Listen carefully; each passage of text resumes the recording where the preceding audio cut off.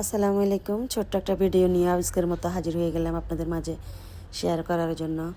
ভিডিওতে আজকে কী থাকছে সেটাই আজকে বলবো আপনাদের সাথে, এবং কার জন্য রান্না করছি, কী রান্না করছি, কোথায় নিয়ে যাব সেটাই বলবো আপনাদের মাঝে। এই আয়োজন করতে কালকে থেকে শুরু করছি, আজকে সকাল 10টার ভিতরে শেষ দিয়ে দিয়েছি। কালকে মুরগি গোশত হাফ সিদ্ধ করে রেখেছিলাম, সকাল সকাল 10টার দিকে রান্নাটা শেষ করলাম।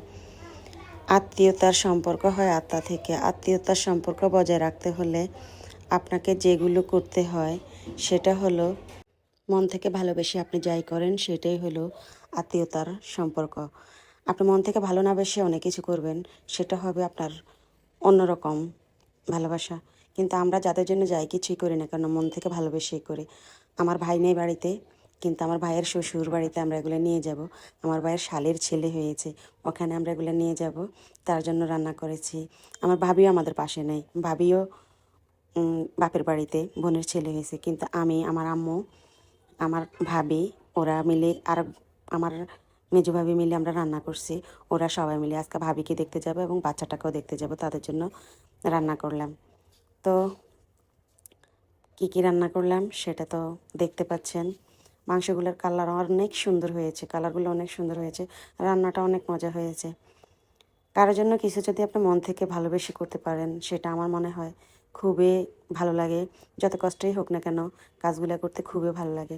সত্যি কথা বলতে অনেক শীত ছিল এই রান্নাগুলো যখন করেছিলাম, অনেক শীত ছিল। আমরা সকাল থেকে সবগুলো রেডি করে রেখেছিলাম আগের দিন। পরের দিন আবার সকাল সকাল এগুলা যেটা নতুন করে রান্না করা হয়েছে, যেটা আবার গরম করা দরকার ছিল সেটাই করেছে। শীতের দিন আগের দিন না করে রাখলে তো সকাল সকাল সব রান্নাগুলো কমপ্লিট দিতে পারবো না।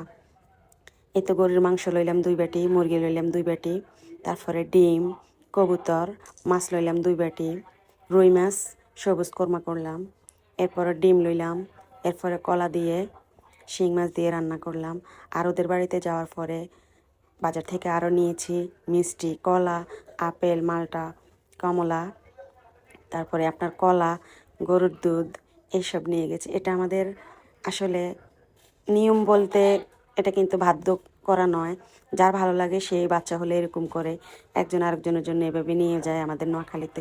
এভাবে আর কারো বাড়িতে হয় কি না বা কেউ এরকম নেন কি না তাহলে একটু কমেন্ট করে জানাতে পারেন। আমরা এরকম আমাদের বাড়িতে হলেও আমরা একজন আরেকজনকে এভাবে ভাত তরকারি রান্না করে দিই, আমাদের খুব ভালো লাগে এরকম করতে। তা আমাদের মতো আর কেউ আছেন কি না একটু কমেন্ট করে জানিয়ে যাবেন এভাবে আপনারা করেন কি। ভিডিওটা ভালো লাগলে শেয়ার করে দেবেন, কমেন্ট করে মতামত জানিয়ে যাবেন। অন্য ভিডিও দেখার জন্য ফলো দিয়ে পাশে থাকবেন। আসসালামু আলাইকুম।